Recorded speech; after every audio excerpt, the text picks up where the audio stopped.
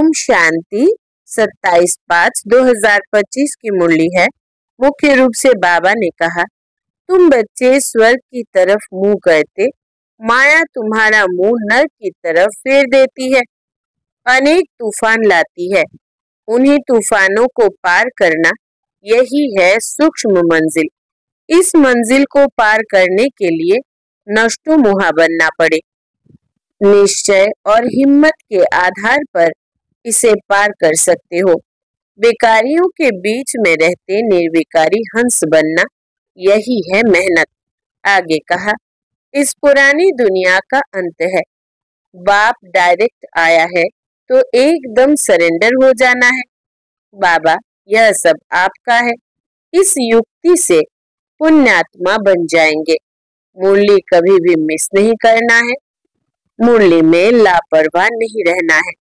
अब सुनते हैं महावाक्यों को विस्तार से। बाबा ने कहा, मीठे बच्चे, तुम्हारा मुख अभी स्वर्ग की तरफ है। तुम नर्क से किनारा कर स्वर्ग की तरफ जा रहे हो, इसलिए बुद्धि का योग नर्क से निकाल दो। प्रश्न है, सबसे ऊंची और सूक्ष्म मंजिल कौन सी है? उसे पार कौन कर सकते हैं? उत्तर, तुम बच्चे स्वर्ग की तरफ मुंह करते, माया तुम्हारा मुंह नर्क की तरफ फेर देती है, अनेक तूफान लाती है। उन्हीं तूफानों को पार करना यही है सूक्ष्म मंजिल। इस मंजिल को पार करने के लिए नष्टो मुहा बनना पड़े। निश्चय और हिम्मत के आधार पर इसे पार कर सकते हो। विकारियों के बीच में रहते निर्विकारी हंस बनना यही है मेहनत। गीत है, निर्बल से लड़ाई बलवान की। ओम शांति। बच्चे जो सेंसिबल है वो अर्थ तो अच्छी रीति समझते हैं। जिनका बुद्धि योग शांति धाम और स्वर्ग तरफ है, उन्हों को ही तूफान लगते हैं। बाप तो अभी तुम्हारा मुंह फेरता है। अज्ञान काल में भी पुराने घर से मुंह फिर जाता है, फिर नए घर को याद करते रहते हैं। कब तैयार हो? अभी तुम बच्चों को भी ध्यान में है, कब हमारे स्वर्ग की स्थापना हो, फिर सुखधाम में आएंगे। इस दुखधाम से तो सबको जाना है। सारी सृष्टि के मनुष्य मात्र को बाप समझाते रहते हैं, बच्चे अभी स्वर्ग के द्वार खुल रहे हैं। अब तुम्हारा बुद्धि योग स्वर्ग तरफ जाना चाहिए। हेवन में जाने वाले को कहा जाता है पवित्र, हेल में जाने वाले को अपवित्र कहा जाता है। गृहस्थ व्यवहार में रहते भी बुद्धि योग हेवन तरफ लगाना है। समझो, बाप का बुद्धि योग हेवन तरफ और बच्चे का हेल तरफ है, तो दोनों एक घर में रह कैसे सकते? हंस और बगुले इकट्ठे रह न सके, बहुत मुश्किल है। उनका बुद्धि योग है ही 5 विकारों तरफ, वो हेल तरफ जाने वाला, वो हेवन तरफ जाने वाला, दोनों इकट्ठे रह ना सके। बड़ी मंजिल है। बाप देखते हैं हमारे बच्चे का मुंह हेल तरफ है, हेल तरफ जाने बगैर रह नहीं सकता। फिर क्या करना चाहिए? जरूर घर में झगड़ा चलेगा। कहेंगे, यह भी कोई ज्ञान है, बच्चा शादी न करे। गृहस्थ व्यवहार में रहते तो बहुत है ना। बच्चे का मुख हेल तरफ है, वो चाहते नरक में जाए। बाप कहते नरक तरफ बुद्धि योग ना रखो, परंतु बाप का भी कहना मानते नहीं। फिर क्या करना पड़े? इसमें बड़ी नष्टो मुहा स्थिति चाहिए। यह सारा ज्ञान आत्मा में है। बाप की आत्मा कहती है, इनको हमने क्रिएट किया है, मेरा कहना नहीं मानते हैं।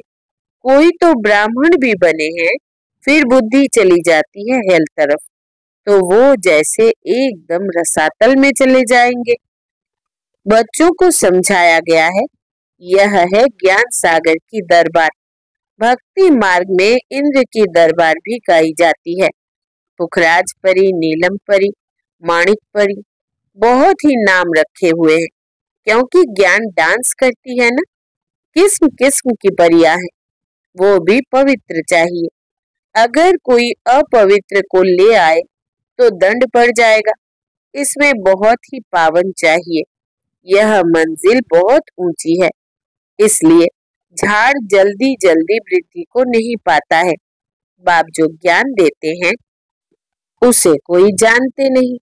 शास्त्रों में भी यह ज्ञान नहीं है, इसलिए थोड़ा निश्चय हुआ, फिर माया एक ही थप्पड़ में गिरा देती है। तूफान है ना, छोटा सा दीवा उनको तो तूफान एक ही थप्पड़ से गिरा देता है। दूसरों को बेकार में गिरते देख खुद भी गिर पड़ते हैं। इसमें तो बड़ी बुद्धि चाहिए समझने की। गाया भी हुआ है, अबलाओं पर अत्याचार हुए।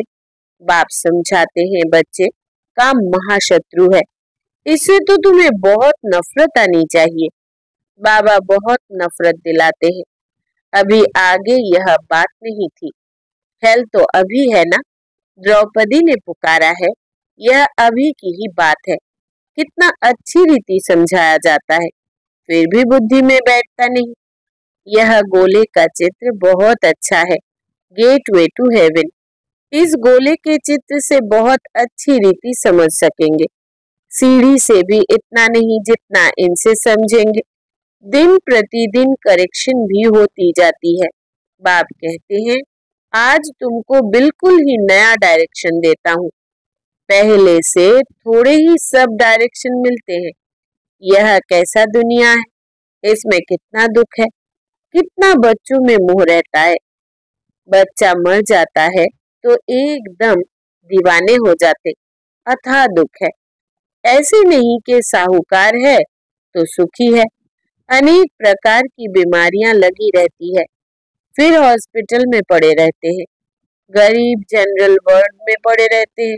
साहूकार को अलग स्पेशल रूम मिल जाता है, परंतु दुख तो जैसा साहूकार को वैसा गरीब को होता है। सिर्फ उनको जगह अच्छी मिलती है, संभाल अच्छी होती है। अभी तुम बच्चे जानते हो, हमको बाप पढ़ा रहे हैं। बाप ने अनेक बार पढ़ाया है। अपने दिल से पूछना चाहिए, हम पढ़ते हैं व नहीं, कितनों को पढ़ाते हैं। अगर पढ़ाएंगे नहीं तो क्या पद मिलेगा। रोज रात को अपना चार्ट देखो, आज किसको दुख तो नहीं दिया। श्रीमत कहती है, कोई को दुख ना दो और सबको रास्ता बताओ। जो हमारा भाती होगा उनको झट टच होगा। इसमें बर्तन चाहिए सोने का, जिसमें अमृत ठहरे। जैसे कहते हैं ना, शेरनी के दूध के लिए सोने का बर्तन चाहिए, क्योंकि उसका दूध बहुत भारी ताकत वाला होता है। उनका बच्चों में मोह रहता है। कोई को देखा तो एकदम उछल पड़ेगी, समझेगी बच्चे को मार न डाले। यह भी बहुत है जिनका पति बच्चों आदि में मोह रहता है। अभी तुम बच्चे जानते हो, स्वर्ग का गेट खुलता है। कृष्ण के चित्र में बड़ा क्लियर लिखा हुआ है, इस लड़ाई के बाद स्वर्ग के गेट्स खुलते हैं। वहाँ बहुत थोड़े मनुष्य होते हैं, बाकी सब मुक्ति धाम में चले जाते हैं। सजाएं बहुत खानी पड़ती है। जो भी पाप कर्म किए हैं, एक एक जन्म का साक्षात्कार कराते सजाएं खाते रहेंगे, फिर पाए पैसे का पद पालेंगे। याद में ना रहने के कारण विकर्म विनाश नहीं होते हैं। कई बच्चे हैं जो मुरली भी मिस कर लेते हैं। बहुत बच्चे इसमें लापरवाह रहते हैं। समझते हैं हमने नहीं पढ़ी तो क्या हुआ, हम तो पार हो गए हैं। मुरली की परवाह नहीं करते हैं। ऐसे देह अभिमानी बहुत है, वो अपना ही नुकसान करते हैं। बाबा जानते हैं, इसलिए यहाँ जब आते हैं तो भी पूछता हूँ, बहुत मुरलियाँ नहीं पढ़ी होंगी, पता नहीं उनमें कोई अच्छी पॉइंट्स हो। पॉइंट्स तो रोज निकलती है ना। ऐसे भी बहुत सेंटर्स पर आते हैं, परंतु धारणा कुछ नहीं, ज्ञान नहीं। श्रीमत पर नहीं चलेंगे तो पद थोड़ी मिलेगा। सत बाप सत टीचर की ग्लानि कराने से कभी ठौर पा न सके, परंतु सब तो राजाएं नहीं बनेंगे, प्रजा भी बनती है। नंबरवार मर्तबे होते हैं ना। सारा मदार याद पर है। जिस बाप से विश्व का राज्य मिलता है उनको याद नहीं कर सकते। तकदीर में नहीं है तो फिर तदबीर भी क्या करेंगे। बाप तो कहते हैं, याद की यात्रा से ही पाप भस्म होंगे, तो पुरुषार्थ करना चाहिए ना। बाबा कोई ऐसे भी नहीं कहते कि खाना पीना नहीं खाओ। यह कोई हठयोग नहीं है। चलते फिरते सब काम करते जैसे आशिक माशूक को याद करते हैं, ऐसे याद में रहो। उन्हों का नाम रूप का प्यार होता है। यह लक्ष्मी नारायण विश्व के मालिक कैसे बने, किसको भी पता नहीं है। तुम तो कहते हो कल की बात है, यह राज्य करते थे। मनुष्य तो लाखों वर्ष कह देते हैं। माया ने मनुष्यों को बिल्कुल ही पत्थर बुद्धि बना दिया है। अभी तुम पत्थर बुद्धि से पारस बुद्धि बनते हो। पारसनाथ का मंदिर भी है, परंतु वो कौन है यह कोई नहीं जानते। मनुष्य बिल्कुल ही घोर अंधियारे में है। अब बाप कितनी अच्छी अच्छी बातें समझाते हैं। फिर हर एक की बुद्धि पर है। पढ़ाने वाला तो एक ही है, पढ़ने वाले ढेर होते जाएंगे। गली गली में तुम्हारा स्कूल हो जाएगा, गेटवे टू हेवन। मनुष्य एक भी नहीं जो समझे कि हम हेल में हैं। बाप समझाते हैं सब पुजारी है। पूज्य होते ही है सतयुग में, पुजारी होते हैं कलयुग में। मनुष्य फिर समझते भगवान ही पूज्य, भगवान ही पुजारी बनते हैं। आप ही भगवान हो, आप ही यह सब खेल करते हो। तुम भी भगवान, हम भी भगवान, कुछ भी समझते नहीं है। यह है ही रावण राज्य। तुम क्या थे, अब क्या बनते हो। बच्चों को बड़ा नशा रहना चाहिए। बाप सिर्फ कहते हैं मुझे याद करो तो तुम पुण्य आत्मा बन जाएंगे। बाप बच्चों को पुण्य आत्मा बनने की युक्ति बताते हैं। बच्चे, इस पुरानी दुनिया का अभी अंत है। मैं अभी डायरेक्ट आया हूँ। यह है पिछाड़ी का दान। एकदम सरेंडर हो जाओ। बाबा यह सब आपका है। बाप तो देने के लिए ही कराते हैं। इनका कुछ भविष्य बन जाए। मनुष्य ईश्वर अर्थ दान पुण्य करते हैं, वो है इनडायरेक्ट। उनका फल दूसरे जन्म में मिलता है। यह भी ड्रामा में नून है। अभी तो मैं हूँ डायरेक्ट। अभी तुम जो करेंगे उनका रिटर्न पदम गुणा मिलेगा। सतयुग में तो दान पुण्य आदि की बात नहीं होती। यहाँ कोई के पास पैसे है तो बाबा कहेंगे अच्छा तुम जाकर सेंटर खोलो, प्रदर्शनी बनाओ।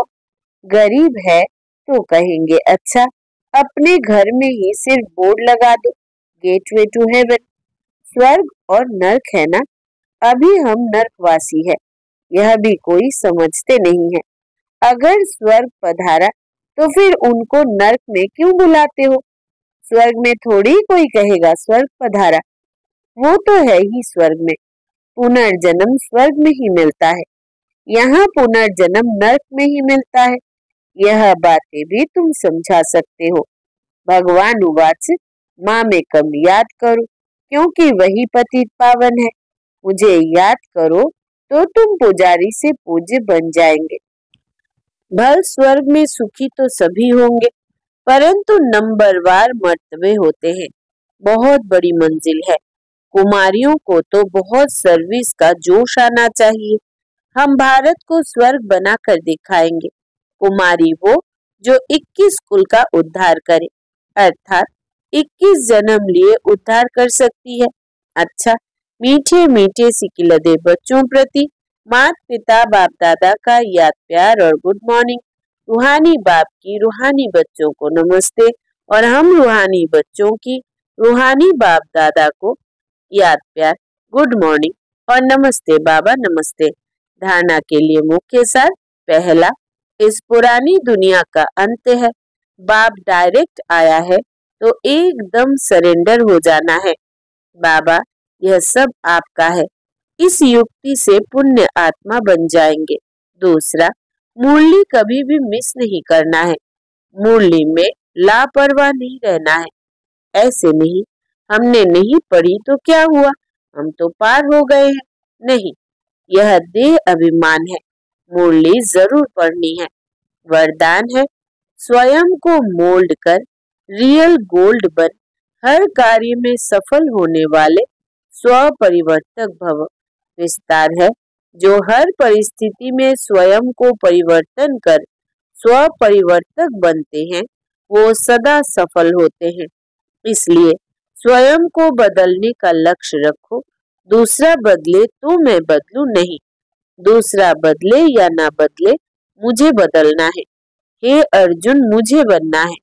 सदा परिवर्तन करने में पहले मैं, जो इसमें पहले मैं करता वही पहला नंबर हो जाता, क्योंकि स्वयं को मोल्ड करने वाला ही रियल गोल्ड है, रियल गोल्ड की ही वैल्यू है। स्लोगन है, अपने श्रेष्ठ जीवन के प्रत्यक्ष प्रमाण द्वारा बाप को प्रत्यक्ष करो। अपने श्रेष्ठ जीवन के प्रत्यक्ष प्रमाण द्वारा बाप को प्रत्यक्ष करो। अव्यक्त इशारे, रूहानी रॉयल्टी और प्योरिटी की पर्सनालिटी धारण करो। बाप समान बनना है व बाप के समीप जाना है तो अपवित्रता अर्थात काम महाशत्रु स्वप्न में भी वार न करे। सदा भाई भाई की स्मृति सहज और स्वतः स्वरूप में हो। आत्मा के असली गुण स्वरूप और शक्ति स्वरूप स्थिति से नीचे नहीं आओ। अच्छा, ओम शांति।